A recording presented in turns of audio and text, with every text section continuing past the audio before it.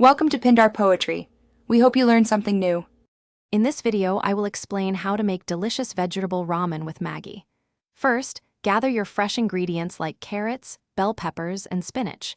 Next, ensure you have your favorite Maggi noodle packets and their seasoning sachets.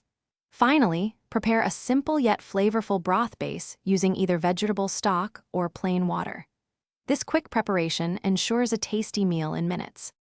Now, let's get cooking. Sauté your chopped vegetables in a pan with a little oil until they are tender crisp, retaining some bite. Then, add 2 cups of vegetable stock or water to the pan and bring it to a rolling boil. Once boiling, stir in the Maggi seasoning packets. This step infuses the broth with that signature Maggi taste, creating a truly aromatic base for your ramen.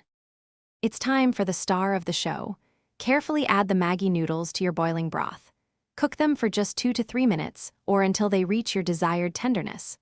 Once cooked, transfer your delicious ramen to a large bowl. Don't forget to garnish with fresh cilantro, sliced spring onions, or even a perfectly soft-boiled egg for an extra touch. Enjoy your homemade creation. To truly make this ramen your own, consider customizing it.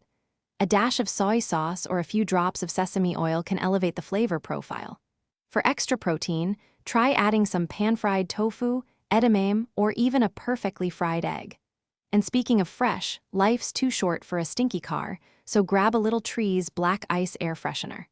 Check the description below for a link to that and other great deals to keep things fresh. Thanks for watching. Consider subscribing if we helped you.